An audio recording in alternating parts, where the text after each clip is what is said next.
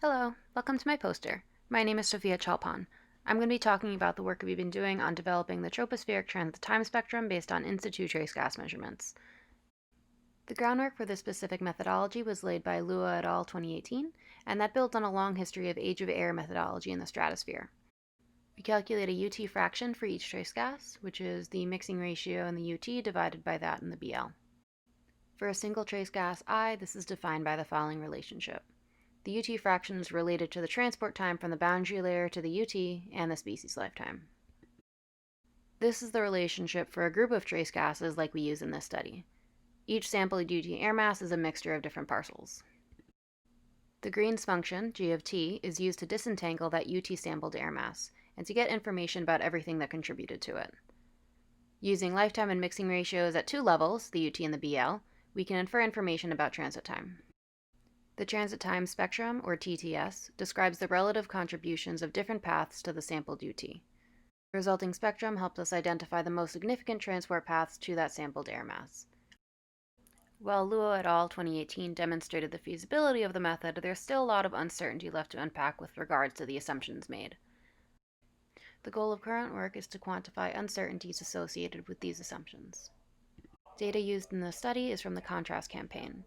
Data was collected in the tropical Western Pacific, which is a highly convective environment. We used chemical data from 42 trace gas species, with lifetimes ranging from a few hours to decades. We want to estimate uncertainty related to assuming a constant species lifetime. To do that, we first have to calculate species lifetime for the study region. Photolysis and OH estimates are used to estimate lifetime in the UT, boundary layer, and for a troposphere average.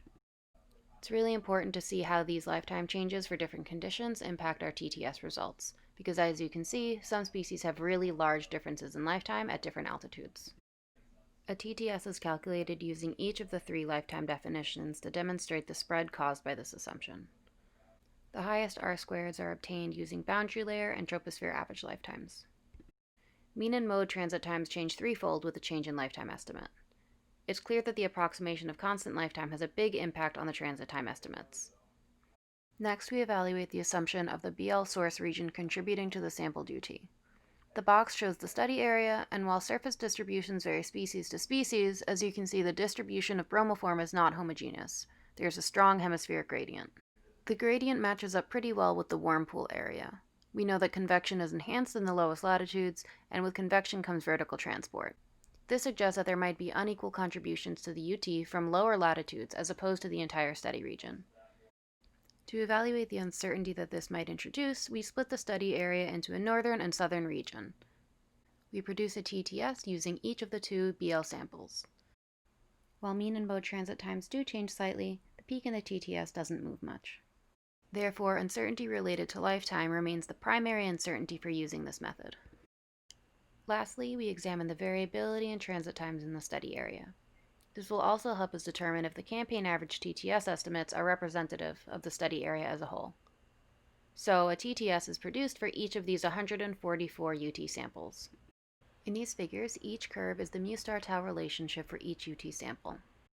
Some filtering is applied where we exclude only samples with R-squareds greater than 0.55, but we still retain about 90% of samples. We find most noise from sample to sample is from species with lifetimes between 1 and 100 days. This suggests that those species contain the most transport information. We see a wide range of transit times in the study area, ranging from short, shown in red, to long, shown in blue.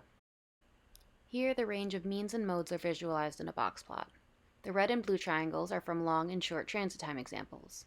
The X shows the campaign average. This shows that the campaign average is effectively summarizing the region. There are a wide range of transit times sampled in the contrast study region, showing that the method can effectively capture variability in transport time. Here we show one case study where we closely examine the shortest transit time segment to see if it's consistent with the dynamical background at the time of sampling. Thermal IR data shows cloud top temperature and estimated cloud top height. 200 HPA winds are shown from GFS, which correspond roughly to the UT flight level. The flight track is shown progressing over the dynamical background.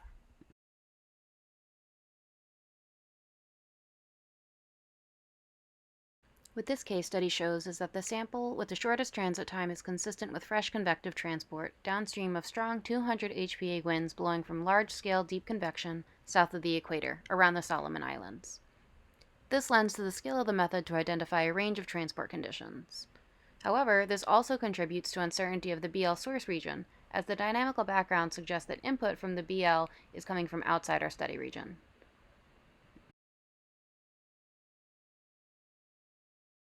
The overall takeaway of this work is that chemical behavior has a consistent and reliable link to transport information.